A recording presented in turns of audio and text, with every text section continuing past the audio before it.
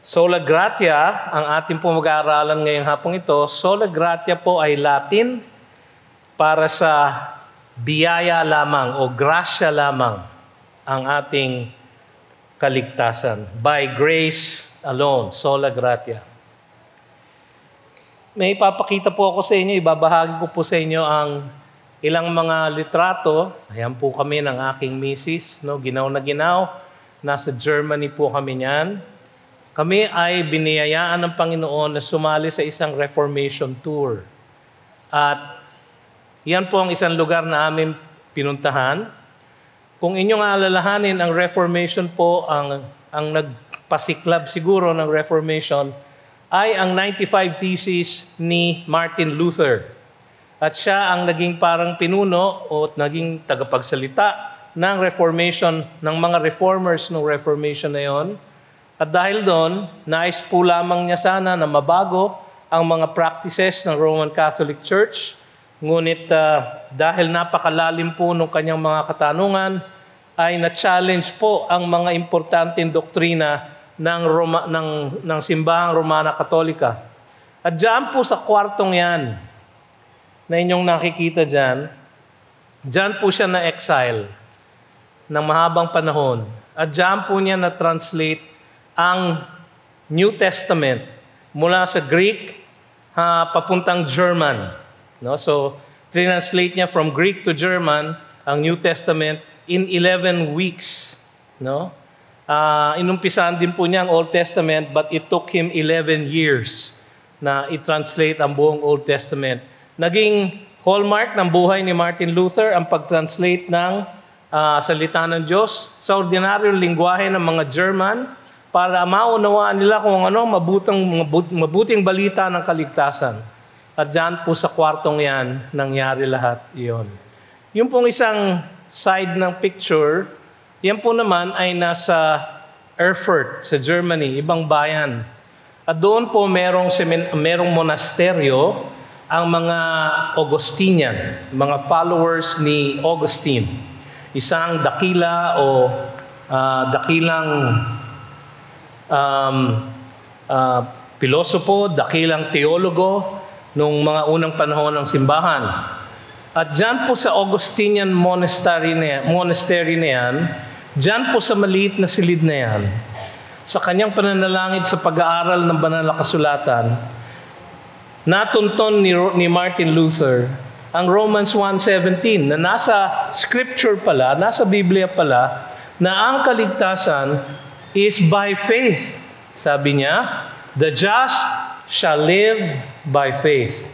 At dahil po dun sa kanyang pagkakaunawa nung salitang yon, nung scripture na yon, ang kanyang puso ay nabuksan. At sabi nga niya, tila siya'y ipinanganak na muli, born again.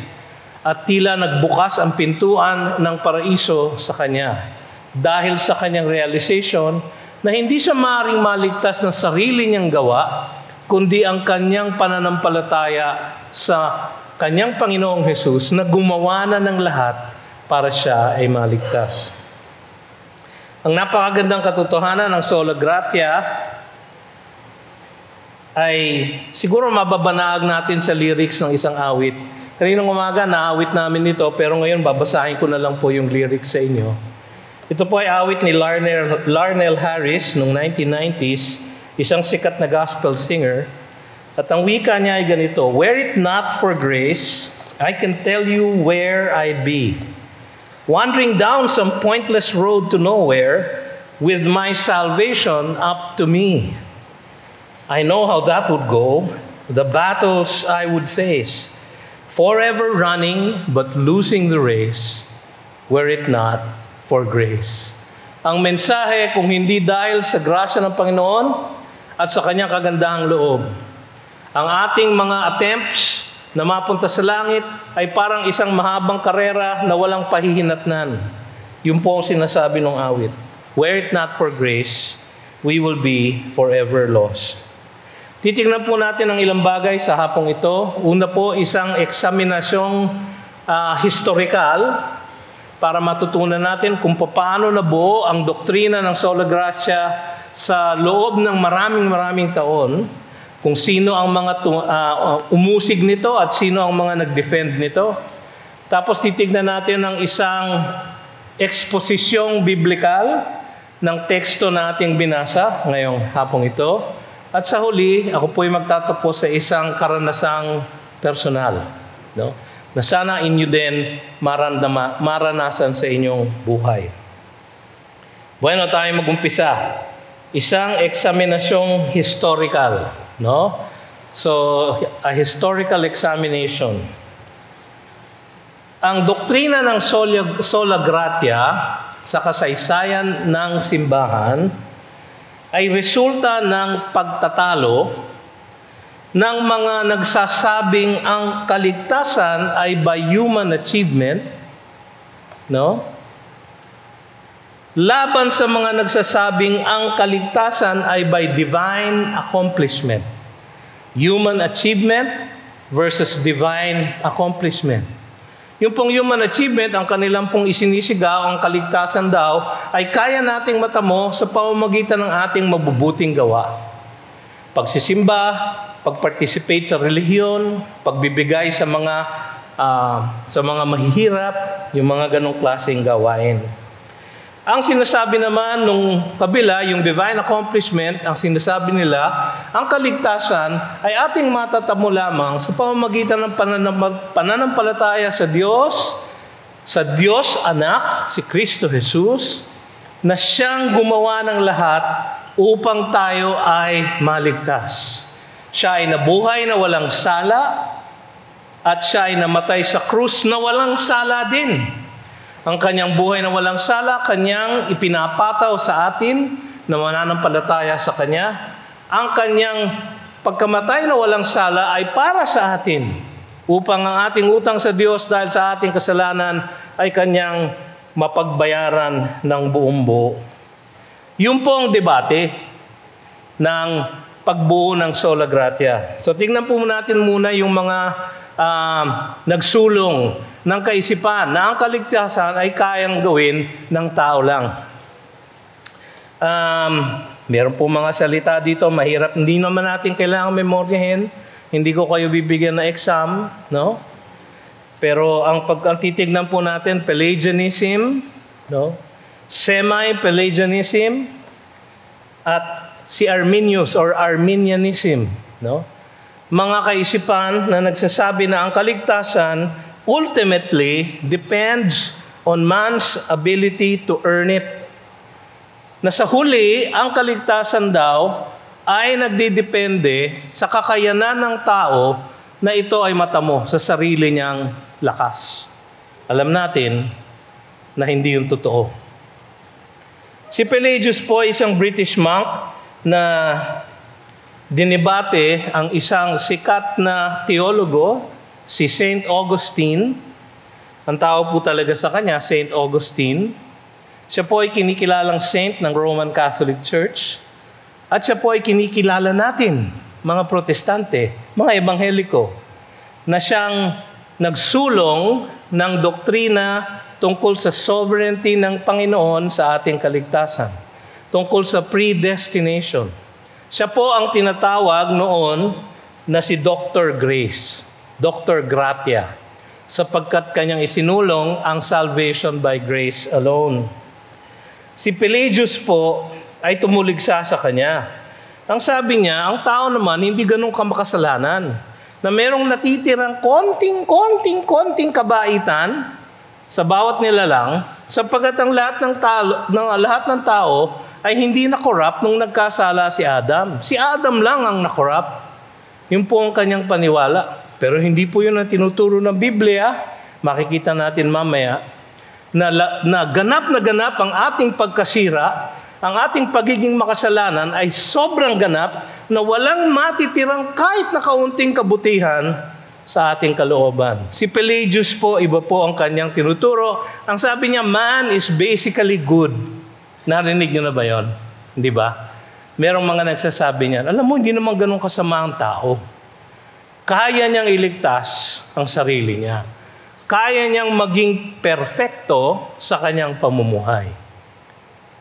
Yun po ang kanyang katuruan, si Pelagius.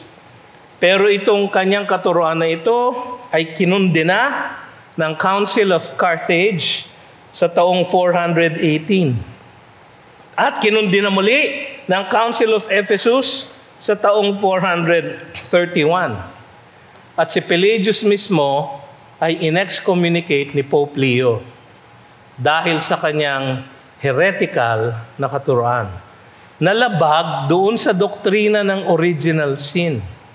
Ang doktrina ng original sin, sinasabi, nung mahulog si Adan at si Eva, ang naging resulta ng kanilang pagkahulog ay ang korupsyon ng lahat ng kanilang saling lahi.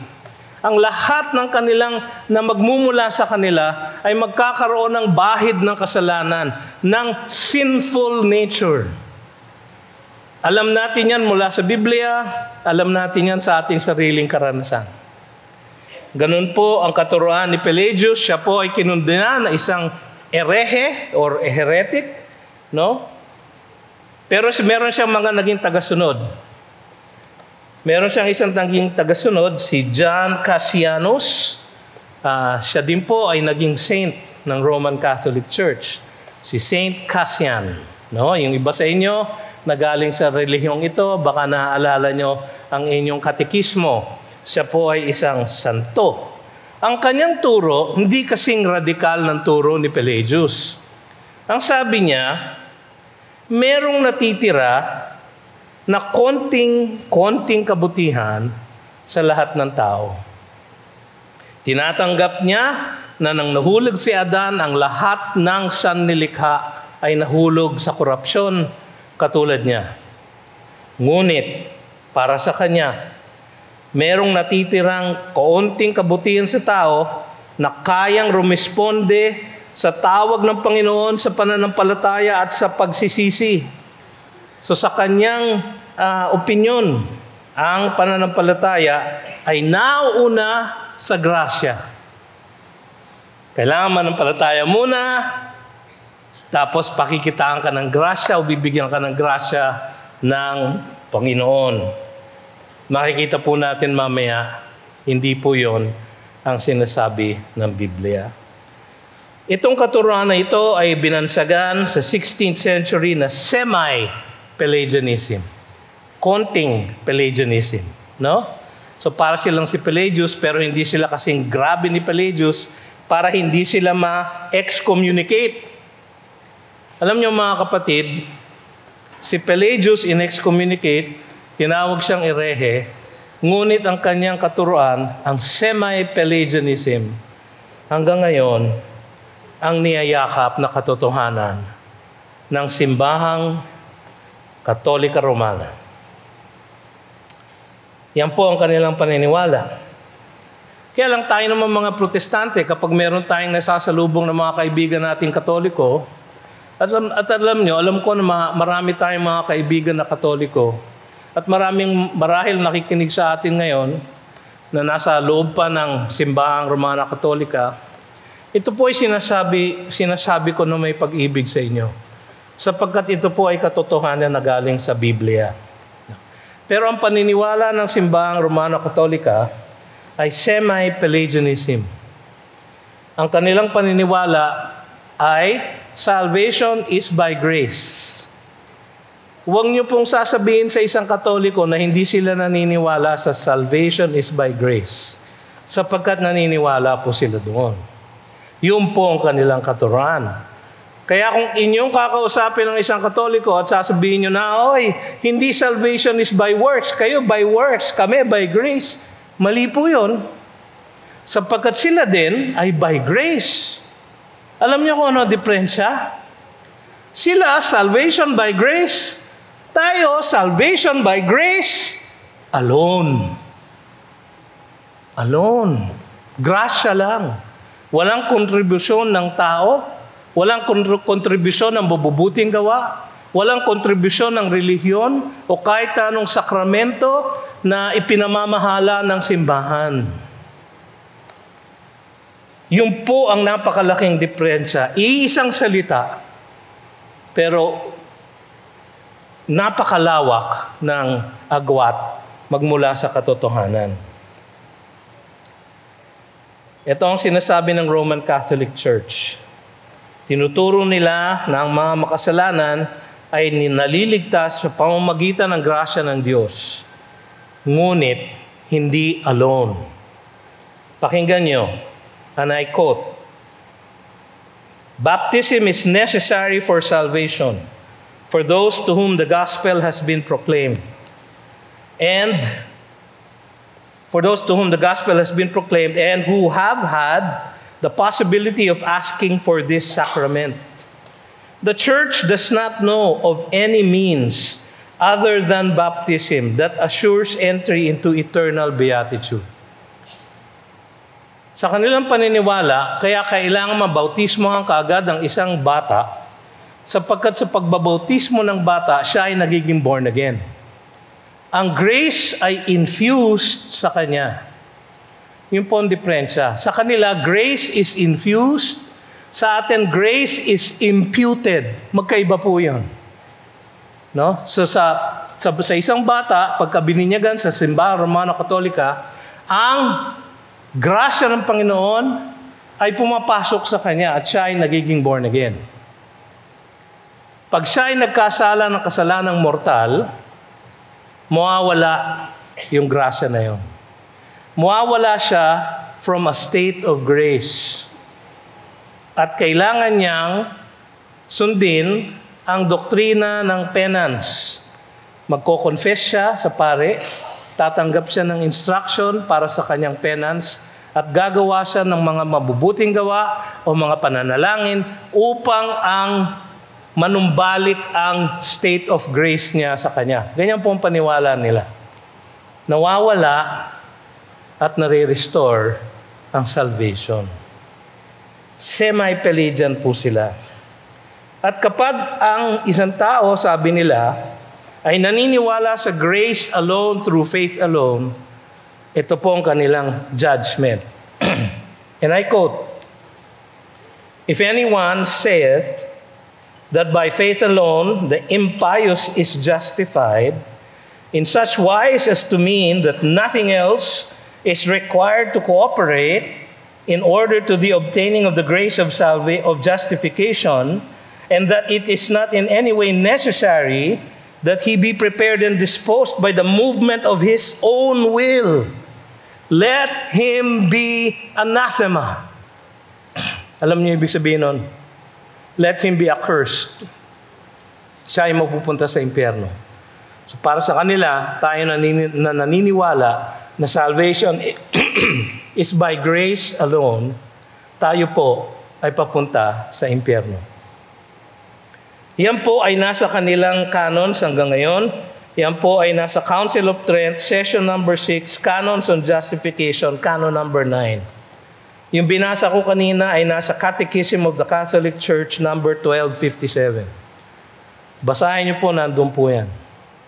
Yan po ang paniwala nila hanggang ngayon. Noong late 16th century, merong isang lalaki, si James Arminius, na isang protestante, isang ebangheliko. Ang wika niya, parang tama yata na meron pang konting kabaitan o may kontribusyon ang tao sa kanyang kaligtasan. Parang tama yon. Ang kanyang katuruan, una sa lahat, ang election ni God, God's election, was based upon a foreseen faith. Paliwanag ko po, nakita po ng Diyos through the tunnel of time na ikaw at ako ay tatanggap sa Kanya, datapwat tayo ay pinili niya. So in other words, ang pagpili ng Diyos sa atin ay nagdedepende sa ating pagpili sa Kanya. Hindi po yan ang turo ng Biblia. Pero yan ang turo ni James Arminius. Sabi niya, unregenerate man is not utterly dead in sin. Kaya kaya niyang gawin na piliin ng Diyos. Sabi niya, man can resist God's grace. Saved man can fall away from grace. Pwedeng mawala ang kanyang kaligtasan. Mga kapatid, marami po tayong kapatid na Kristiyano, tunay na Kristiyano, na nasa kampo ng mga iglesia, protestante, ebangheliko, na naniniwala bahagya kay Arminius. Hindi po sila non-believers. Tinatanggap po natin sila. Pero ang kanilang paniniwala ay merong flaw. Kasi kung if salvation is by grace alone at tinatanggap nila yon, wala nang kailangan idagdag sa grasya ng Diyos. So bakit sila naniniwala na kailangan meron tayong idagdag o maaaring mawala ang ating salvation? Kung kayo po ay magpupunta sa ibang Pentecostal na church, kahit yung mga konserbatibo, meron po din silang katuruan na ganito. Hindi po yan ayon sa sola gratia. Hindi po yan ayon sa sinasabi ng Biblia. So tingnan naman natin yung other side. Sino ba yung mga nagsulong na ang salvation ay by divine accomplishment? So 3 tao lang po ang babanggitin ko. Si Augustine, Bishop of Hippo, nasa North Africa po yan. Nabuhay siya nung 5th century. 4th and 5th century. Si Martin Luther, isang German, nabuhay sa Germany, no? So, siya po ay nabuhay nung mga 1500s. At si John Calvin, siya po ay French, pero siya ay nagminister sa Geneva, Switzerland, no? Yung pong isang picture na pinakita ko kanina, yung 4 na statwa sa Reformation Park sa Geneva, Switzerland, ang pinakamatingkad pong statwa doon ay si John Calvin. Kasama niya si William Farel, si John Knox, at si Bessel. 4 po sila na nagsulong ng Calvinism, no? Nakita ko po doon sa park na yon ang mga salitang battle cry ng Reformation. Post tenebras lux. After the darkness, light. Kasi ganun po ang nangyari. Nung Reformation, nung binuksan ni Martin Luther, ni Augustine, ni Calvin ang Biblia at kanilang ipinangaral ang sinasabing klaro ng Biblia, nagkaroon ng kaliwanagan sa kadiliman ng Middle Ages. Si Augustine, ang sabi niya, ayon sa Philippians 1:29, man was not given grace to have more faith, but simply to have faith. Walang faith, walang saving faith ang tao. Kailangan niya ng grace para mabigyan ng saving faith. Sabi din niya, ayon sa Ephesians 2:8, this is proof for him that faith does not precede God's gift of grace. For by grace you have been saved through faith. Grace muna, galing sa Diyos, magkakaroon tayo ng faith para manampalataya sa Kanya. Ganun po ang tamang pagkaisipan tungkol sa sola gratia.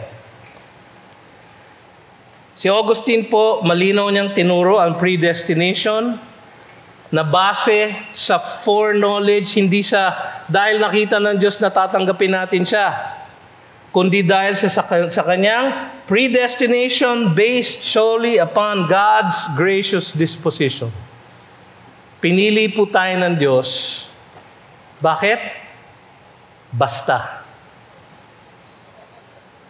Pinili po tayo ng Diyos dahil yun po ang kanyang gustong gawin. Wala pong kailangan gawin ng tao para siya'y piliin ng Diyos. Hindi po niya kailangan maniwala sapagkat hindi niya kayang maniwala upang ang grasya ng Diyos ay maibigay sa Kanya. Ang turo ng Roman Catholic Church at ng ibang mga protestanting churches, nakakalungkot hanggang ngayon. Ang turo nila, kailangan may gawing good works. Kailangan mag-Bible study, mag-confirmation class. Kailangan dumaan sa mga ganito at ganitong mga practices ng church para kayo ay maligtas. Wala pong sinasabing ganyan ang Biblia. Si Martin Luther, ang sabi niya, it is by grace alone that you and I stand before God, not by our merit, but by His mercy, sa kanyang aklat na Bondage of the Will. And sabi pa niya, no man can be thoroughly humbled until he knows that his salvation is utterly beyond his own powers and depends entirely on the choice, will, and the work of another, namely of God. Alam niyo, mahirap natin tanggapin ang salvation by grace alone. Nahihirapan natin tanggapin ang predestination na pinili tayo ng Panginoon para tayo maligtas at hindi ang iba. Nahihirapan tayong tanggapin yon sapagkat ang ibig sabihin nun ng ating kaligtasan ay wala sa ating kontrol. Kasi kailangan, ang gusto natin, nasa kontrol natin ang kaligtasan. Na meron tayong pwedeng gawin. Kung meron tayong pwedeng gawin, kontrolado natin ang sitwasyon. Kasi meron tayong pwedeng gawin eh. Pero sinasabi ng Biblia, wala tayong pwedeng gawin sapagkat hindi natin kayang gawin. Ang sabi ni John Calvin, grace does not help works, but works follow grace. Pareho sila ni Augustine, pareho sila ni Luther. Alam niyo kung bakit? Sapagkat iisang Biblia ang kanilang binabasa. Turo ni John Calvin na nung nahulog si Adan, na-corrupt completely ang lahat ng kanilang saling-lahi. Kaya tayo ngayon merong sinful nature. Tayo ay pinanganak, born in sin. Yun po ang ibig sabihin ng original sin. Hindi yung sin ni Adam who is the original man. Kundi yung original sin sa ating origin, sa ating existence, pagpasok natin sa mundo, tayo ay may sinful nature na. Alam natin yan, sabi ng Biblia, for by one man, death came through sin. And because he sinned, death spread to all men. Romans 5:12. Napakalinaw ng Biblia, mga kapatid. Tayo makasalanan, hindi dahil tayo nagkasala, kundi dahil tayo'y makasalanan. Meron po tayong kalikasan na makasalanan. Alam din po natin yun sa ating karanasan, di ba? Hindi natin mapigil ang magalit o kaya magchismis. Hindi natin mapigil ang kumain. O bakit ganyan ang tingin niyo sa akin? Hindi natin mapigil ang ating pagnanasa. Ang tawag na matatanda, pita ng laman. Matanda na nga pala ako. Ang tawag namin, pita ng laman. Wala tayong power na pigilin ang ating sarili. Kaya ang bata, maliit pa lang, hindi tinuturuan magbulaan. Hindi tinuturuan maggalit. Ang bata, sa kanyang kamusmusan, ay makasalanang tunay. At kung hindi natin itutuwid, siya ay lalaki na maging kriminal. Mga kapatid, paano tayo mga Baptist? Ano ba ang ating paniniwala? Kasi tayo Baptist eh. Mahirap ipaliwanag sa inyo ngayon kung anong sanga ng Reformation tayo nanggaling. No? Basta tayo, Baptist tayo. Bakit tayo Baptist? Basta. No? Mahirap kasi paliwanag eh. Kukunti ang ating oras. Pero ayon sa London Baptist Confession of Faith, ito pong sinasabi, their justification is only of free grace, that both the exact justice and the rich grace of God might be glorified in the justification of sinners. Sa ating kaligtasan, dahil sa krus ng Kalbaryo, na-satisfy ng Diyos ang kanyang hustisya, His justice, at kanyang ipinakita rin sa krus ang kanyang pag-ibig. Sapagkat inilaan niya ang sarili niyang anak upang tanggapin ang poot na dapat sanay sa atin. Yan po ang ginawa ni Kristo Jesus. Yan po ay salvation by grace alone. Tignan naman natin ngayon ang isang biblical na eksposisyon. Balik tayo dun sa ating teksto sa Ephesians chapter 2. So, buksan po ninyo ang inyong Biblia doon sa dakong yun at ating pag-aaralan. Ephesians chapter 2 verses 1 to 10. Why is God's grace necessary ba? Bakit ba kailangan ng grasya ng Diyos? Sagot, man is totally unable to save himself. Yung pong section na yon, Ephesians 2, 1 to 10, sa original na Greek language, siya po ay isang mahabang sentence. Katulad ng lahat ng sentence, meron siyang subject at predicate. Pero ang subject niya ay makikita sa verse 4. Sa verse 4, ang subject niya but God. Siya po ang subject ng mahabang sentence na yon. Meron tatlong bahagi itong mahabang sentence na ito. Yung verses 1 to 3, what we were. Yung verses 4 to 6, what God did. Yung verses 7 to 10, why He did it. Marami siyang mga kadahilanan, titignan natin mamaya. Tignan muna natin yung what we were. Why is God's grace necessary? Man is totally unable to save himself. Hindi kaya ng tao na iligtas ang kanyang sarili sa pamamagitan ng kanyang sariling gawa. Ang sabi dito, and you were, past tense, dahil ang kausap ni Pablo dito ay mga Kristiyano na tumanggap na sa Panginoon. Kaya you were. Pero ganito po ang kondisyon ng lahat ng tao na ipinapanganak. And you were what? Una sa lahat, dead. Nakita niyo po yung salitang dead? And you were dead. Pastor, ano kaya ibig sabihin ng dead? Dead. Patay. Walang buhay. Walang hininga, walang pulso, walang tibok ng puso. Hindi magre-respond sa kahit na anong stimuli dahil siya ay patay. Sa aking buhay, ang una kong nakitang patay na katawan ay yung aking daughter na namatay sa ICU ng Medical City. Nakita ko po, nahawakan ko po ang kanyang malamig na bangkay. Wala na po siyang ngiti, wala na po siyang kahit na anong kibo. Hindi siya magre-respond sa kahit na anong pagmamahal ko sapagkat siya ay patay na. Ang susunod na karanasan ko sa kamatayan ay sa tabi ng aking nanay, ng aking mami. Nung siya po ay namatay, dinat na namin ni Bebet sa kanyang bahay, huli na po kami. Siya po ay namatay na at pagdating namin doon, wala nang pulso, wala nang tibok ng puso at hindi na siya nagre-respond sa kahit na anong sabihin namin. Ganyan po ang patay. Anong ibig sabihin ng dead? Dead. Malinaw po naman yung English. Dead in the trespasses and sins in which you once walked. Bakit dead in sin? Because the wages of sin is death.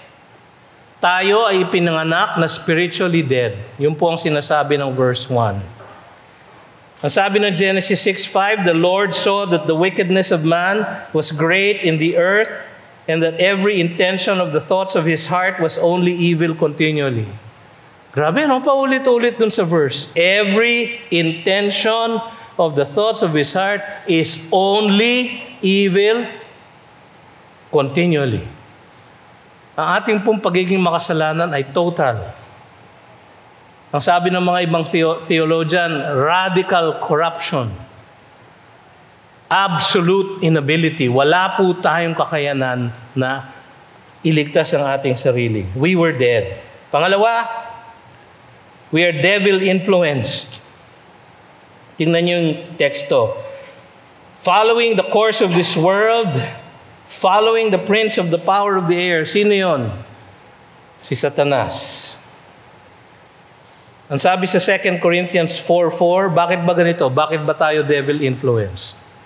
Ang sabi sa 2 Corinthians 4:4, in their case, the God of this world, si Satanas, has blinded the minds of the unbelievers to keep them from seeing the light of the gospel of the glory of Christ, who is the image of God.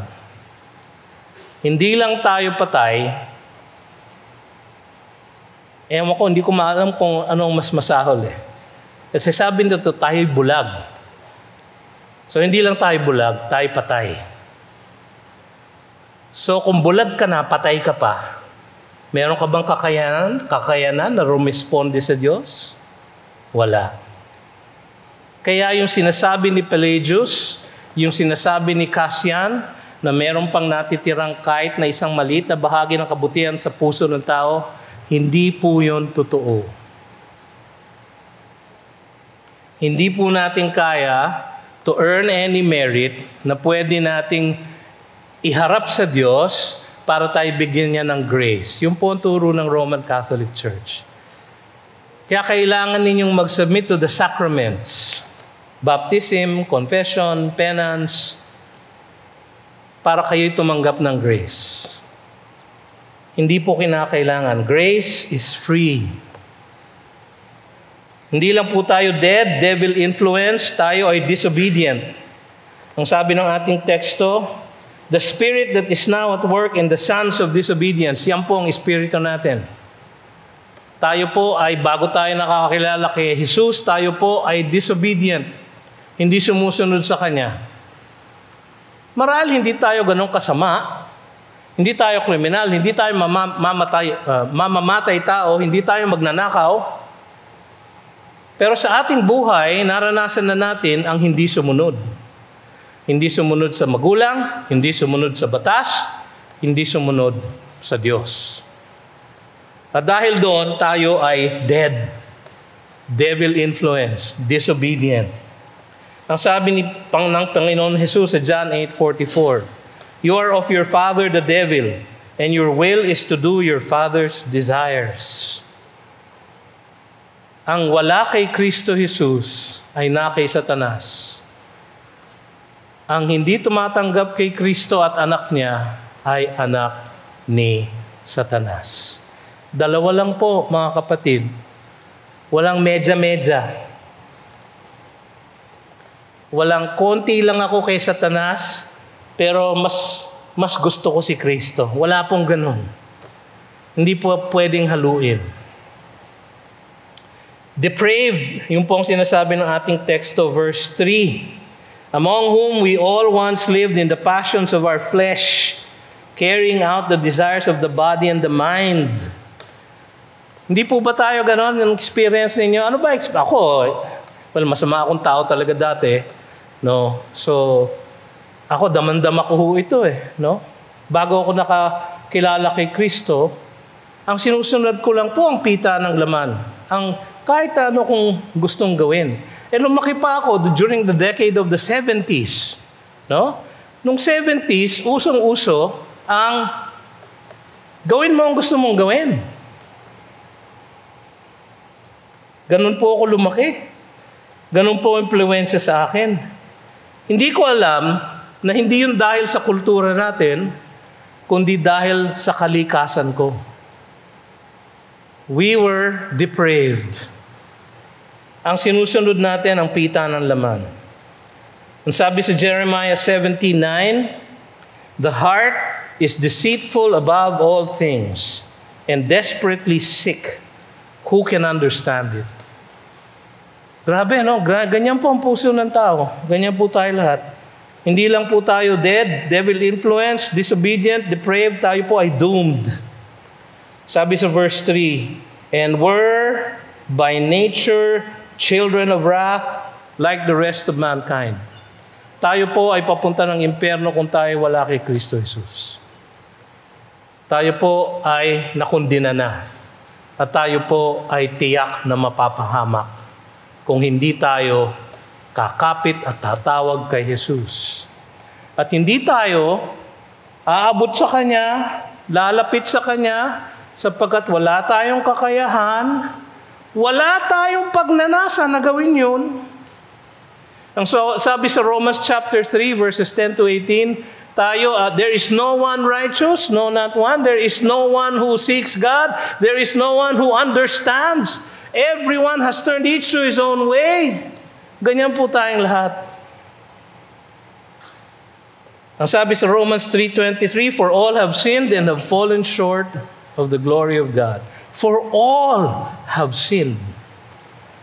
All. Ang sabi ng Old Testament, "And the soul that shall sin, it shall surely die." Ang sabi ng Romans 6:23, "For the wages of sin is death." Tayo po ay doomed.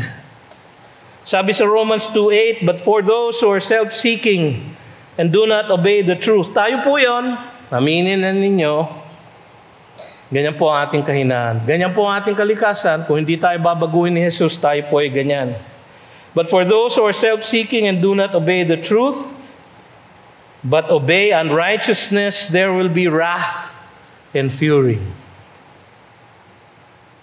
Alam niyo mga kapatid, dinidescribe ko sa inyo to sapagkat dito tayo niligtas ni Jesus.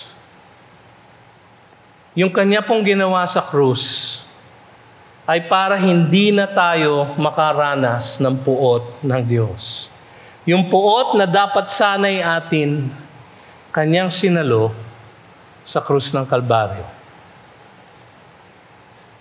Yung perfect life na hinihingi sa atin ng Diyos, kanyang ginawa sa kanyang buhay dito sa mundo.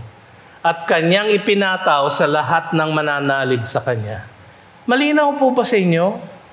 Ang gospel, ang good news, ang kaligtasan ay hindi dahil sa ating gawa, kundi dahil sa gawa ni Kristo Jesus.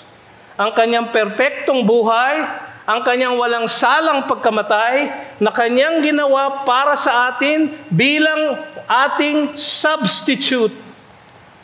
Kaya tayo ay mananampalataya lang sa Kanya, sa Kanyang ginawa, at tayo'y ligtas na.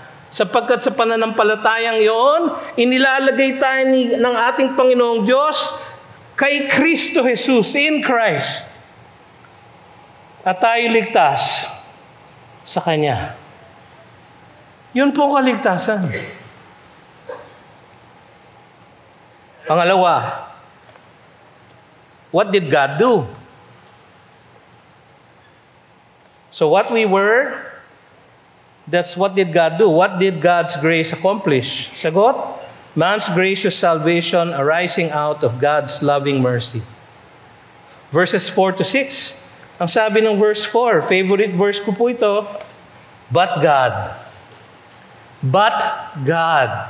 Ganito tayo, dead, devil-influenced, disobedient, depraved, doomed. But merong balikwas, mga kapatid. May bawi. But God. Sino ang bumawi? Sino ba ang subject ng section? Si God. But God. Ang Diyos na ang kumilos. Sa Kanya nagmula. Ano yung sa Kanya nagmula? God's loving and merciful nature. Being rich in mercy because of the great love with which He loved us. Yun po ang nature ng Diyos. Tayo po ay Kanyang niligtas, hindi dahil meron tayong mabuting ginawa, hindi dahil tayo'y kaaya-aya sa Kanyang paningin, hindi dahil tayo ay conservative Baptist, hindi dahil tayo ay nakabarong pag magsisimba sa linggo, hindi dahil tayo gumawa ng mabubuting gawa, kung hindi dahil Kanyang kalikasan, ang kahabagan at ang pag-ibig. Nag-uumapaw sa Kanya ang mercy at love. Kaya sabi ni Paul sa Titus 3:4 and 5, but when the goodness and loving kindness of God our Savior appeared, He saved us, not because of works done by us in righteousness, but according to His own mercy, by the washing of regeneration and renewal of the Holy Spirit.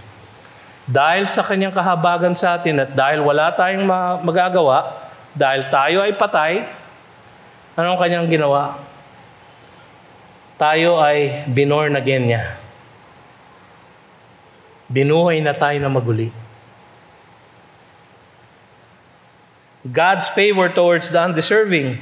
Tignan niyo yung verse 5. Ito ay ginawa niya, yung Kanyang kalikasan ay Kanyang ipinakita sa atin, even when we were dead in our trespasses. At alam natin, ito yung ating makasalanang kalikasan. Ito ay isang magandang verse. Hindi ko alam kung ito ay tinatangi ninyo, pero sa akin napaka-importante nitong verse na ito. Romans chapter 5, verses 6-8. Ang sabi doon, for while we were still weak, at the right time, Christ died for the ungodly. Ang kanyang grace ay hindi lang unmerited favor or favor to those who do not merit it. Ang kanyang favor ibinigay niya sa mga may demerit. Hindi lang walang merit, may demerit pa. Hindi lang zero, negative. Hindi tayo karapat-dapat na tumanggap ng kanyang grace. Pero kanya pa rin ipinagkaloob sa atin, while we were still weak at the right time, Christ died for the ungodly. Sino yung ungodly? Tayo po. Tayo po yun. For one will scarcely die for a righteous person, though perhaps for a good person one would dare even to die, but God shows His love for us in that while we were still sinners, Christ died for us. While we were still sinners. Hindi pa tayo ligtas. Tayo'y nagre-rebelde pa sa Kanya. Siya ay namatay para sa Kanyang mga hinirang. God's salvation is in regeneration and glorification. Ang sabi ng ating teksto, He made us alive together with Christ. By grace you have been saved, and raised us up with Him, and seated us with Him in the heavenly places in Christ Jesus. Alam niyo sinasabi nun, tayo'y binuhay niya magmula sa pagiging patay. Natural. Logical lang po yun. Hindi tayo maaaring maligtas kung tayo'y patay. Kailangan niya tayong buhayin para tayo ay makakilos. At hindi tayo makakakilos kung hindi ipapakita ng Panginoon ang kanyang grasya sa atin. Hindi tayo makakakilos, mga kapatid. He made us alive together with Christ. Hindi lang yun. Ang sabi dito, by grace you have been saved. Uulitin niya ulit yun sa verse 8. Dahil yun ang tema nung section na ito. By grace you have been saved. Grace alone. Wala nang kasama. And raised us up with Him and seated us with Him in the heavenly places in Christ Jesus. Alam niyo sinasabi nun, tayo'y nasa langit na kahit tayo naririto pa. Seated us with Him in the heavenly realms. Tayo ay makalangit na, mga kapatid. Kaya yung ating pamumuhay, gawin nyo namang makalangit. Kasi tayo ay makalangit na. At dahil sa pribilehiyong yun, dahil sa grasyang yun, dapat tayo mamuhay sa pagpapasalamat sa ating kaligtasan ng makalangit na pamumuhay. Hindi yung makasanlibutan, kundi yung makalangit. Sabi tuloy ni Pedro sa 1 Peter 1:3-5, Blessed be the God and Father of our Lord Jesus Christ. According to His great mercy, He has caused us to be born again. He has caused us to be born again. Hindi tayo naniwala para maging born again. Tayo are binorn again para maniwala. Gets? Gets nyo? Ha? Malinaw, di ba?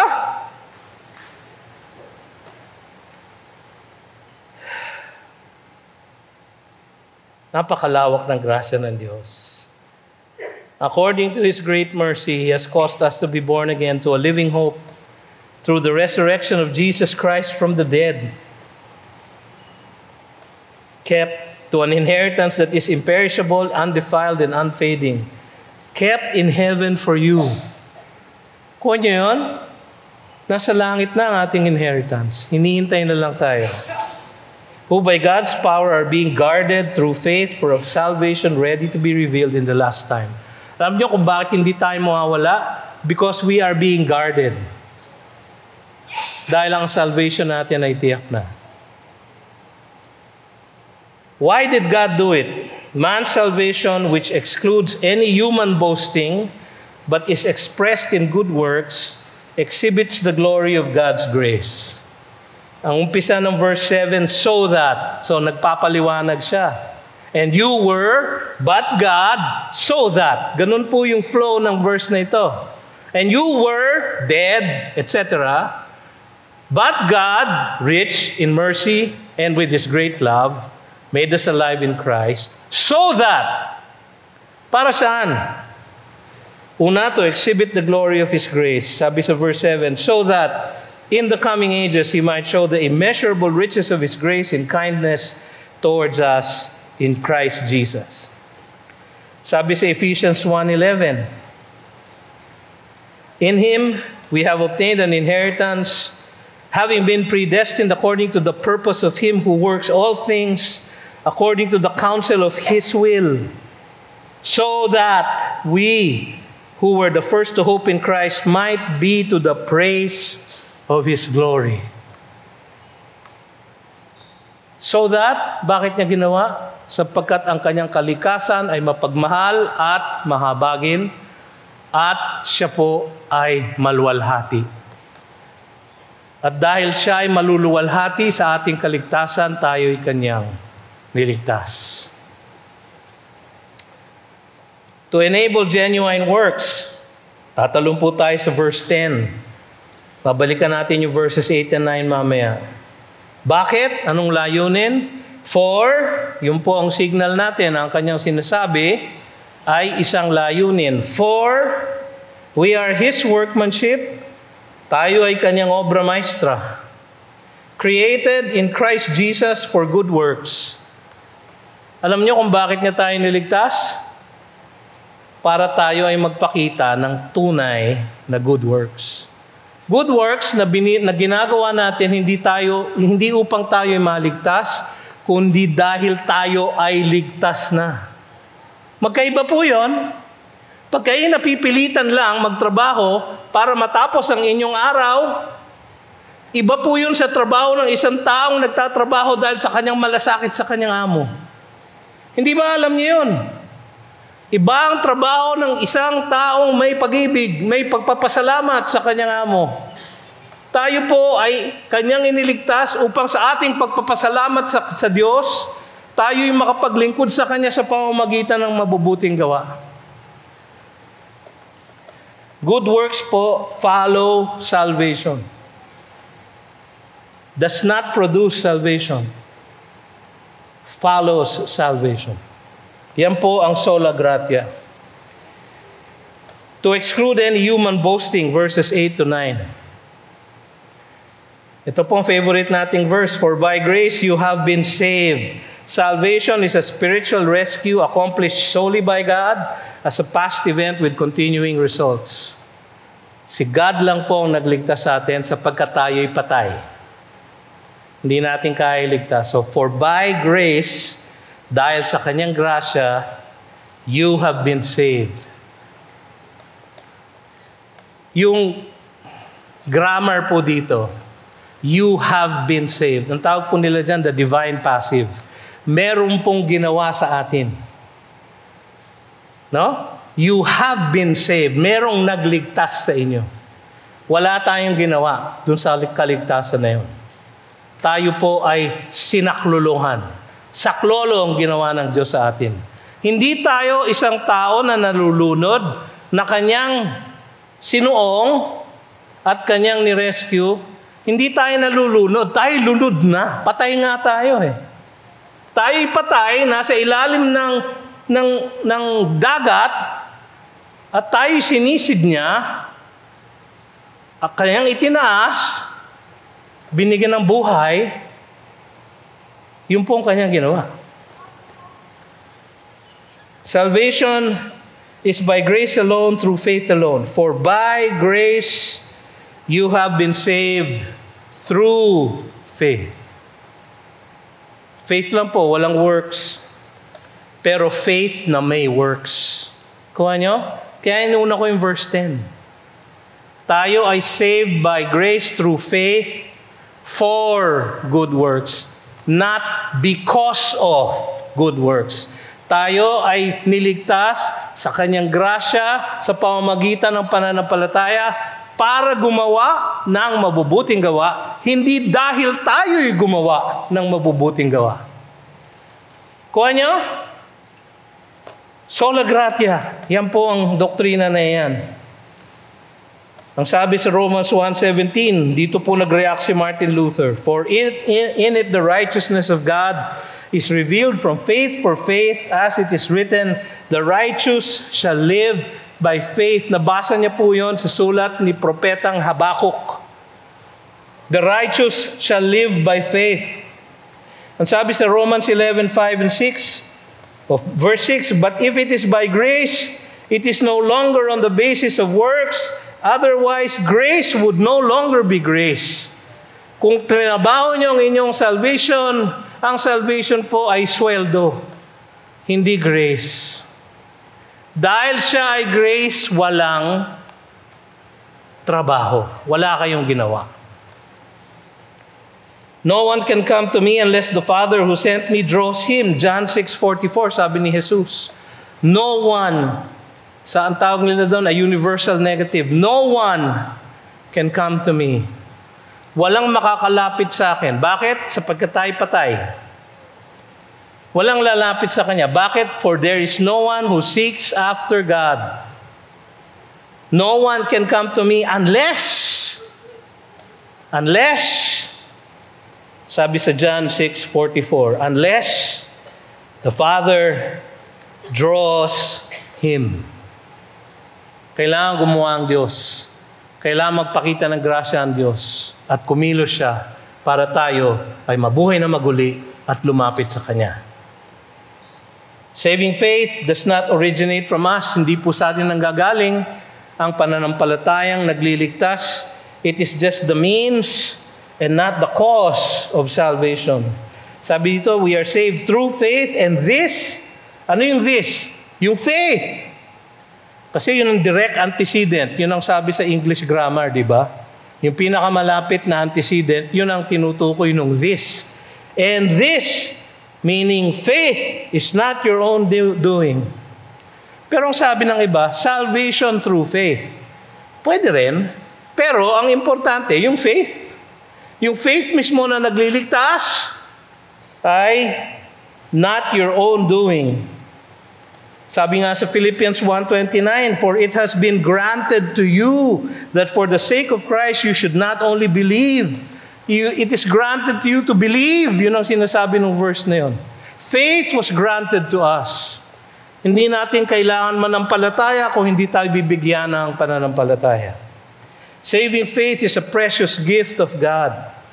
Ang sabi ng verse 8, it is the gift of God. What is? Faith. Faith is the gift of God. Ang sabi ng iba, faith is a work. No. Faith is a gift. Ito po ang verse na yun. Ephesians 2:8. For the wages of sin is death, but the free gift of God is eternal life in Christ Jesus our Lord. Romans 6:23. Not that we are sufficient in ourselves to claim anything as coming from us, but our sufficiency is from God. 2 Corinthians 3:5.